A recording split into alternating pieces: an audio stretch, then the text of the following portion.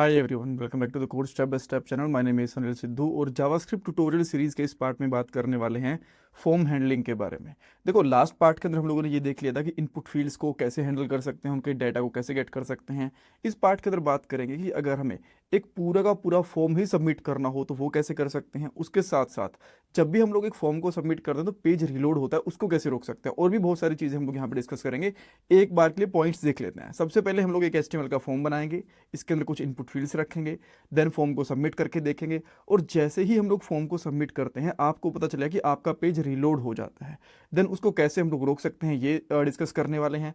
उसके बाद जो फॉर्म की हमारी वैल्यूज होती हैं उनको कैसे गेट करते हैं, और यहाँ पे एक एक इनपुट फील्ड की वैल्यू गेट नहीं करेंगे, पूरे के पूरे फॉर्म की वैल्यू को एक साथ गेट कैसे कर सकते हैं इसके बारे में बात करेंगे। नोट्स कोड प्लेलिस्ट का लिंक आपको डिस्क्रिप्शन बॉक्स में मिल जाएगा। एंड ये हमारी जावास्क्रिप्ट की प्लेलिस्ट है जो आपकी डेफिनेटली हेल्प करने वाली है फ्रंट एंड टेक्नोलॉजीज की जॉब में, प्रोजेक्ट में, इंटरव्यूज वगैरह में। सो पूरी प्लेलिस्ट देखना, डेफिनेटली यहाँ पे आपको काफ़ी हेल्प मिलने वाली है। अब हम लोग कोड पे चलते हैं और एक एक चीज़ को इंप्लीमेंट करके देखते हैं।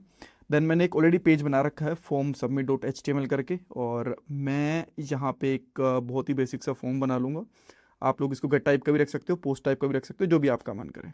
और इसके अंदर कुछ इनपुट फील्ड्स ले लेते हैं, जैसे कि मैं यहाँ पे ले लेता हूँ एक प्लेस होल्डर, यहाँ पे रख देंगे एंटर नेम। और थोड़ा सा स्पेस मेंटेन करने के लिए मैं कुछ BR टैग्स भी ले लेता हूँ। आप लोग चाहो तो CSS का यूज़ कर सकते हो, ताकि आपका जो स्टाइलिंग है वो आपकी थोड़ी सी बेटर रहे। मैं यहाँ पे कुछ और इनपुट फील्ड लेता हूँ, जैसे कि एंटर ईमेल, एंटर एज। मैंने यहाँ पे कुछ इनपुट फील्ड्स ले ली। आफ्टर दैट मैं यहाँ पे एक बटन भी ले लेता हूँ, और यहाँ पे लिख देंगे हम लोग लेट से साइन अप और रजिस्ट्रेशन और समथिंग, जो भी आपको यहाँ पे लिखना है। अब एक बार इसको चेक कर लेते हैं ब्राउज़र के ऊपर कि हमें क्या आउटपुट मिल रहा है। और ये हमारा यहाँ पे फॉर्म विजिबल हो गया। मैं यहाँ पे इंस्पेक्ट एलिमेंट कर लेता हूँ, थोड़ा सा इसको हम लोग इधर रखेंगे। बट यहाँ पे आपको एक इशू दिखेगा, जैसे मैं यहाँ पे कुछ भी फॉर्म के अंदर डालता हूँ और आप देखना यहाँ पे ये चीज़ रिफ्रेश हो जाएगा, जो आपका पेज है ये रिफ्रेश हो जाएगा, ये आप देख सकते हो, राइट। कुछ भी वैल्यू यहाँ पे टिकेगी नहीं। अब इवन मैं एक काम करता हूँ, यहाँ पे फॉर्म सबमिट करने के बाद में फॉर्म के ऊपर एक इवेंट लिसनर लगा देता हूँ। इसकी ID देंगे, उसके लिए यहाँ पे दे देता हूँ लेट से यूज़र फॉर्म और समथिंग, जो भी आपको इसकी ID देनी है वो देख सकते हो। देन यहाँ पे हम लोग लिखेंगे document dot add event listener, और यहाँ पे हम लोग सबमिट इवेंट डाल देंगे। देन यहाँ पे एक कॉल बैक फंक्शन डाल देंगे सेकंड पैरामीटर के अंदर। ये आप लोग एरो फंक्शन भी ले सकते हो, नॉर्मल फंक्शन भी ले सकते हो। और मैं यहाँ पे सिंपली कर देता हूँ फॉर्म सबमिटेड। और जैसे ही आप इसको यहाँ पे अभी भी सबमिट करने की कोशिश करोगे, जैसे कि मैं यहाँ पे बस जस्ट कुछ भी रैंडम वैल्यू डाल रहा हूँ, अभी आप देख सकते हो यहाँ पे कुछ भी कंसोल नहीं हो रहा है। रीज़न क्या है कि जैसे ही आप लोग एक फॉर्म को सबमिट करते हो वो रीलोड हो जाता है। उसको रोक कैसे सकते हैं, यहाँ पे हमारे पास एक इवेंट मिलता है।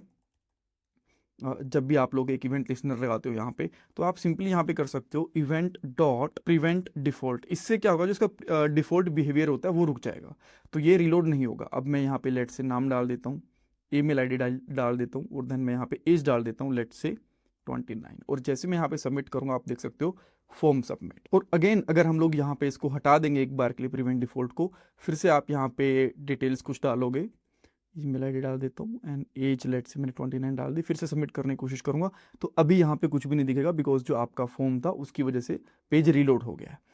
ओके, सो ये चीज़ तो हम लोगों ने देख ली कि हम लोग इसको यहाँ पे स्टॉप कर सकते हैं प्रिवेंट डिफॉल्ट डाल के। अगर मैं डायरेक्टली क्लिक करता हूँ बिना कुछ वैल्यू डाले, तभी भी फॉर्म सबमिट हो गया, बिकॉज ऑफ दिस लाइन यहाँ पे रिलोड नहीं हुआ।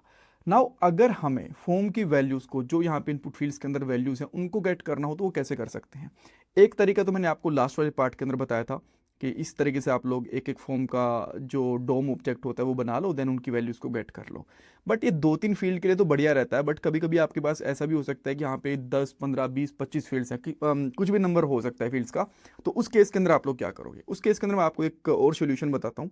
लेट फॉर्म, और यहाँ पे क्या करेंगे, डॉक्यूमेंट डॉट क्वेरी सेलेक्टर ये यूज़ करेंगे, और यहाँ पे हम लोगों ने इसकी ID दी है तो यहाँ पे हैशटैग लगा के यूज़र फॉर्म ये डाल सकते हैं। नाउ अब हम लोग क्या करते हैं, यहाँ पे फॉर्म को पास कर लेते हैं, और यहाँ पे क्या करते हैं, जो आपके पास फॉर्म डेटा है ये बेसिकली एक एरे होता है आपके पास, तो इसके ऊपर आप लोग एक फॉर लूप ही लगा सकते हो। और आप लोग बेटर है कि अगर आप लोग यहाँ पे फॉर ऑफ लूप का यूज़ करते हो, तो मैं यहाँ पे सिंपली करूँगा for let value of form data, जो आपके पास ये फॉर्म डेटा आया है, डॉट एंट्रीज, ये होती हैं आपके पास। नाउ अब मैं इसको कर लेता हूँ कंसोल, जो आपके पास वैल्यूज रहेंगी एंड लेट्स से कि हमें वैल्यूज़ में क्या मिलता है। आपको दो चीज़ें मिलेंगी, की और उसकी वैल्यू दोनों मिलेगी। बट आपको एक चीज़ और ध्यान रखनी है, जब भी आप लोग इस तरीके से एंट्रीज का यूज़ करोगे ना, तो आपको यहाँ पे फॉर्म की फील्ड्स के नाम देने होते हैं। जैसे कि मैं यहाँ पे नेम ले लेता हूँ, देन इसका मैं यहाँ पे ईमेल नेम ले लेता हूँ, और लास्ट में हम लोग इसका एज ले लेते हैं, नेम एज और समथिंग।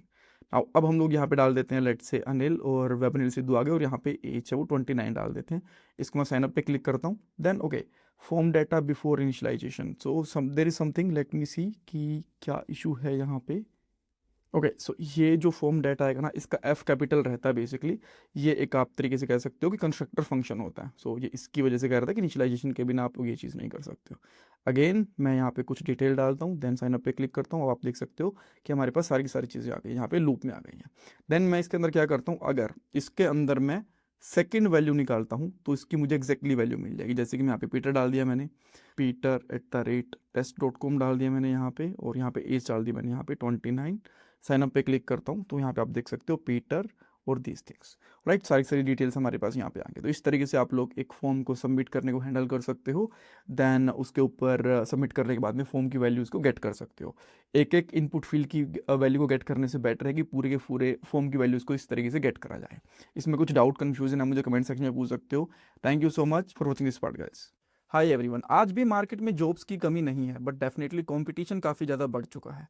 और अगर आप लोग खुद को कंपटीशन से ऊपर उठा के जॉब रेडी बना लेते हो तो आपकी जॉब लगने से कोई नहीं रोक सकता।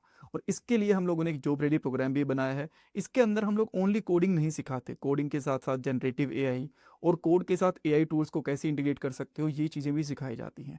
और आज के दिन में यही इंडस्ट्री की रियल डिमांड भी है। और हमारे जितने भी ट्रेनर हैं, या तो वो किसी अच्छी कंपनी के अंदर एज अ सॉफ्टवेयर डेवलपर काम कर रहे हैं, या फिर उनको सॉफ्टवेयर डेवलपमेंट के अंदर 8-10 साल का एक्सपीरियंस है। और इसके साथ साथ हम लोग रिज्यूमे रिव्यू भी करवाते हैं, आपके बहुत सारे मॉक इंटरव्यूज़ भी होंगे, और Naukri.com, लिंक्डइन, इनके स्ट्रॉन्ग प्रोफाइल्स भी बनवाए जाएंगे ताकि आपके पास और भी इंटरव्यू कॉल्स आ पाएँ। और डेफिनेटली हम लोग यहाँ पे प्रोजेक्ट भी बनवाएंगे और सिस्टम डिज़ाइन भी आपको सिखाएंगे। और स्टिल अगर आपको ट्रेनिंग पसंद नहीं आती तो यहाँ पे 100% मनी बैक गारंटी भी आपको मिलती है। इसके अलावा और भी बहुत कुछ है ट्रेनिंग के अंदर। अगर आपको डेमो क्लासेस चाहिए या फिर और डिटेल्स चाहिए तो आप हमें कॉल कर सकते हो, व्हाट्सएप के ऊपर टेक्स्ट भी कर सकते हो, और जो फ़ोन नंबर है वो आपको डिस्क्रिप्शन बॉक्स में मिल जाएगा, स्क्रीन पे मिल जाएगा, और पिन कमेंट के अंदर मिल जाएगा। Thank you so much.